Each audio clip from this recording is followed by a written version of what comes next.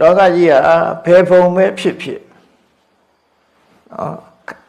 တတ္တလောကပဲဖြစ်ဖြစ်သင်္ခါရလောကပဲဖြစ်ဖြစ်ဩကာသလောကပဲဖြစ်ဖြစ်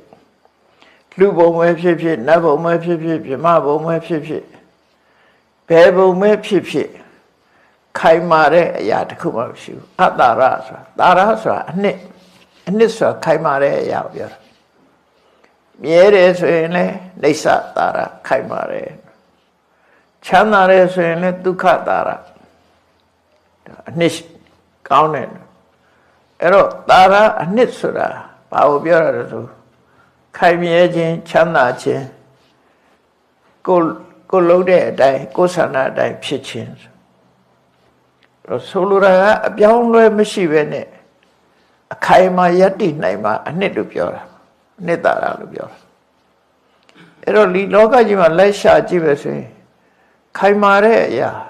တည်မြဲတဲ့အရာတခုမှမရှိဘူးအများရန်ရွေးရှားပြောင်းလဲနေတာတွေဖြစ်တယ်ရွေးရှားပြောင်းလဲနေလို့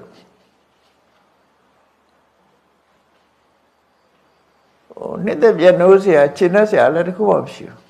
ဒုက္ခလို့ပြောတယ်တခုမှမရှိဘူးဘာလို့လဲဆိုကိုရထားတဲ့ချမ်းသာလေးကထာဝရမဟုတ်တာပြီးရင်ပြောင်းသွားပြန်ခဏလေးနေနဲ့ပြောင်းလဲတွေဖြစ်သွားပြန်ပြီးတော့ကိုဖြစ်ချင်တာတခုဖြစ်လာတာတခုအနတ္တလို့ခေါ်တာပေါ့နော်အဲ့ဒါလို့နေဆာဆိုတဲ့ခိုင်မာတဲ့အနေထားဒုက္ခလို့ဆိုတဲ့ကျင့်တဲ့ဆရာအနေထားအတ္တလို့ခေါ်တဲ့ကိုဖြစ်ချင်တာဖြစ်လို့ရတဲ့အနေထားလို့ခေါ်တဲ့ဒီအနှစ်သာရကင်းမဲ့နေတယ်လောကကြီးအနှစ်သာရကင်းမဲ့ဒါအနှစ်သာရမရှိတဲ့ရေအတွက်တိုက်ပွဲဝင်နေကြတာလေသူတို့အနှစ်သာရမရှိတဲ့ရှည်အတွက်ရံဖြစ်ကြတယ်တိုက်ပွဲဝင်ကြတယ်ဒါကြောင့်မြတ်စွာဘုရားအဲ့ဒါတွေဘာမှအနှစ်သာရရှိတာမဟုတ်ဘူးလို့ထောက်ပြတဲ့သဘောပဲเนาะဘယ်လိုအနှစ်သာရမရှိတော့ဆိုလို့ရှိရင်ရေမြုပ်ဆိုင်ကြီးရေကြောမှာမျောလာတဲ့ရေမြုပ်ဆိုင်ကြီးကိုကြည့်လိုက်အဲ့ဒီရေမြုပ်ဆိုင်ကြီးဟာအိမ်တယ်ပြီးတော့နော်အိပ်ရလှုပ်လို့ရမလားမရနိုင်ဘူးတခုသုံးချဖို့လုံးမလားမရနိုင်ဘူး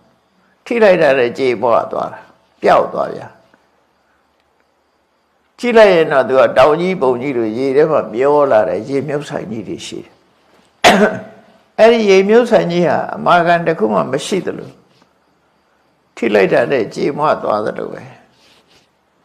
လောကကြီးကလည်းအတိုင်းပဲကောင်းမဲ့ထင်းနေတဲ့အချိန်တွေကမကောင်းတော့ထို့တူပဲရေဘွက်တို့ဆိုတာအောက်ကရေတွေကိုတစမြစ်ကနေကျလိုက်တဲ့ရေပေါက်ကလေးကအောက်ကအခန်းရှိတဲ့ရေတွေကိုရေပေါက်ကလေးကျလိုက်တာနဲ့တပြိုင်တည်းပွက်ခနဲ့ဆိုရေပူစီပေါင်းလေးပေါ်လာတာအဲ့ဒါရေဘွက်လို့ခေါ်တယ်နော်ရေပူစီပေါင်းပေါ့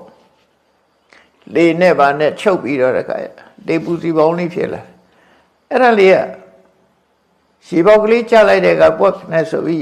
ရေပူစီပေါင်းလေးပေါ်လာပြီးဖြတ်ဆိုကွဲထွက်သွားကြဟာမကြောက်အဲ့ထဲမှာရောအနှစ်သာရရှာလို့ရမလားဆိုမရငပြောပင်ကြီးကိုအနှစ်သာရရှာမလားဆိုငပြောတုံးကြီးကိုကြည့်အနှစ်များရှိမလားခွာတစ်ဖက်ချင်းခွာတစ်ဖက်ချင်းခွာဆုံးသက်သွားရောအနှစ်ရှာမတွေ့ဘူးအဲ့ဒါလိုပဲလောကကြီးတစ်ခုလုံးဟာခိုင်မာရာဆိုတာကိုလိုက်ရှာလို့မရဘူးချမ်းသာအစစ်ကိုလိုက်ရှာလို့မရဘူးကိုဖြစ်ချင်တာဖြစ်တယ်ဆိုတာလိုက်ရှာလို့မရဘူးအလုံးဟာမခိုင်မာဘူးအလုံးဟာချမ်းသာတယ်ဆိုတာလည်းမရှိဘူး